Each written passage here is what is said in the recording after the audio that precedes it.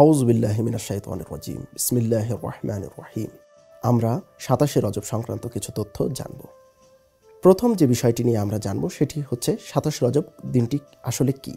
আহলুত তাশাইয়্যু অর্থাৎ শিয়াদের আকীদা অনুযায়ী ২৭শে রজব হলো হযরত মুহাম্মদ মুস্তাফা সাল্লাল্লাহু আলাইহি ওয়া আলিহির নবুয়াত ঘোষণার দিন, অর্থাৎ আল্লাহর রাসূল সাল্লাল্লাহু আলাইহি ওয়া আলিহির প্রতি এই দিনেই সর্বপ্রথম ওহী নাজিল হয়। হযরত জিবরাইল আলাইহিস সালাতু ওয়াস সালাম সর্বপ্রথম তিনি ওহিয়ে রেসালি অর্থাৎ আল্লাহর সেই কোরআনের আয়াত নিয়ে আল্লাহর রাসূলের কাছে অবতীর্ণ হন।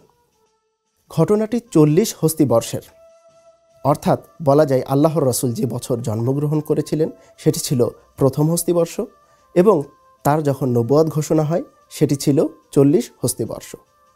ইসলামী পরিভাষায় এই দিনটিকে বেএসাত বলেও আখ্যায়িত করা হয়। বেএসাত এটি আহলুত তাশাইয়্যু অর্থাৎ শিয়া সমাজে একটি প্রচলিত শব্দ, কিন্তু আহলুস সুন্নাত ওয়াল জামাতে বিষয়টি আসলেই শোনা যায় না। তার পিছনে কিছু কারণও রয়েছে। আহলুস সুন্নাত ওয়াল জামাতের আকীদা অনুযায়ী বেএসাতের যে দিনটি সেটি অস্পষ্ট, অর্থাৎ তাদের নিকট কোনো সুনির্দিষ্ট দিন নেই।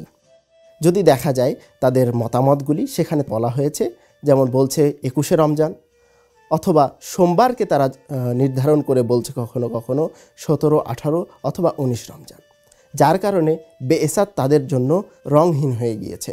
যদিও তারা ২৭শে রজবকে মেরাজ বা শাবে মেরাজ হিসেবে উদযাপন করে থাকে। হাদিসেও যদি দেখা যায়, হাদিসের যে শায়েখগণ অর্থাৎ মরহুম কুলাইনি, শেখ সাদুক বা শেখ তুসি রাহিমাহুমুল্লাহ তাদের গ্রন্থসমূহে এভাবে ইমাম সাদিক আলাইহিস সালাতু ওয়াস সালাম থেকে হাদিস বর্ণনা করছেন যে ইমাম বলছেন যে তোমরা ২৭ রজবকে ভুলে যেও না, কেননা সেদিন হযরত মুহাম্মদ মুস্তাফা সাল্লাল্লাহু আলাইহি ওয়া আলিহি নবুয়াতে অধিষ্ঠিত হয়েছিলেন। মাবআসের দিন বলতে কি বোঝানো হয়? আল্লাহর রাসূল সাল্লাল্লাহু আলাইহি ওয়া আলিহির প্রতি সর্বপ্রথম যে ওহী নাজিল হয় বা সর্বপ্রথম যেদিন ওহী নিয়ে হযরত জিবরাইল আলাইহিস সালাতু ওয়াস সালাম অবতীর্ণ হন সেদিনটিকেই মাবাস বলা হয়।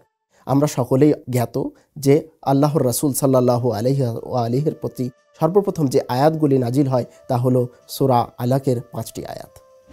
তার কিছুদিন পর পুনরায় হযরত জিবরিল আমিন নাজিল হন এবং সূরা মুজাম্মিলের কতিপয় আয়াত নাজিল করেন। আল্লাহর রাসূলের বেএসাতের স্থান এবং রাসূলের বয়স আমরা পূর্বেই বলেছি যে বছর আল্লাহর রাসূল সাল্লাল্লাহু আলাইহি ওয়া আলিহি নবুয়াতের আসনে অধিষ্ঠিত হন সেই সালটি ছিল ৪০ হস্তি বৎসর, অর্থাৎ আল্লাহর রাসূলের বয়স ছিল ৪০। আর বেএসাতের যে স্থানটি আমরা আলোচনা করব সেটি ছিল সর্বস্বীকৃত, অর্থাৎ এখানে আহলে তাশাইয়্যু এবং আহলে তাসান্নুন কোনো মতপার্থক্য নেই। এখানে সবার কাছে বিষয়টি সুস্পষ্ট যে আল্লাহর রাসূল সাল্লাল্লাহু আলাইহি ওয়া আলিহির বেএসাত হয় হেরা গুহাতে।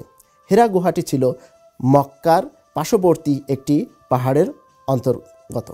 ২৭শে রজব আল্লাহর রাসূল সাল্লাল্লাহু আলাইহি ওয়া আলিহির প্রতি ওহী নাজিল হওয়ার পরে সর্বপ্রথম যারা আল্লাহর রাসূলের প্রতি ঈমান নিয়ে আসেন তারা হলেন হযরত খাদিজাতুল কুবরা সালামুল্লাহ আলাইহা এবং হযরত আলী ইবনে আবি তালিব আলাইহিস সালাম, যিনি ছিলেন আল্লাহর রাসূলের চাচাতো ভাই, এবং হযরত খাদিজাতুল কুবরা সালামুল্লাহ আলাইহা ছিলেন সর্বপ্রথম উম্মুল মুমিনিন। আহলে বায়তের ইমামগণের হাদিসের মধ্যে মাবাসের ঘটনাটি যেরূপ উত্থাপিত হয়েছে। ইমাম হাসান আসকারী আলাইহিস সালাতু ওয়াস সালামের একটি হাদিসে যদি লক্ষ্য করা যায়, সেখানে তিনি বলছেন যে মাবাসের দিন ছিল এমন একটি দিন যেদিন হযরত মুহাম্মদ মুস্তাফা সাল্লাল্লাহু আলাইহি ওয়া আলিহি ৪০তম বছরে পৌঁছালেন এবং আল্লাহ তার রাসূলের অন্তরকে সর্বোত্তম সুউচ্চ একাগ্র ও আনুগত্যশীল পেয়ে আসমানের দরজাসমূহকে খুলে দিলেন এবং সেখান থেকে তিনি তার রহমতের ফেরেশতাদেরকে নাজিল হবার অনুমতি দিলেন। রাসূল সাল্লাল্লাহু আলাইহি সাল্লাম সেই ঘটনাগুলি দেখছিলেন। আরশ হতে তার উপর রহমত নাজিল হলো। হযরত জিবরাইলকে তিনি দেখলেন এবং হযরত জিবরাইল আমিন আল্লাহর রাসূলকে বললেন, হে মুহাম্মদ আপনি পড়ুন। রাসূল বললেন, কি পড়ব? সে বলল, পাঠ করুন আপনার প্রভুর নামে যিনি আপনাকে সৃষ্টি করেছেন।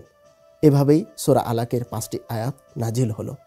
আয়াতগুলি নাজিল হওয়ার শেষে আল্লাহর রাসূল সাল্লাল্লাহু আলাইহি ওয়া আলিহি তিনি সেই হীরা গুহা থেকে নিচের দিকে নামতে লাগলেন। তিনি অনেক বেশি উদ্বিগ্ন ছিলেন এ কারণেই যে কুরাইশরা তাকে অস্বীকার না করে এবং তাকে পাগল বলে আখ্যায়িত না করে, যেখানে তিনি হলেন মানুষ জাতির মধ্যে সর্বজ্ঞানী এবং সর্বসম্মানিত, এবং তার নিকট সবচেয়ে ঘৃণিত ছিল শয়তান এবং পাগলের কার্যকলাপ।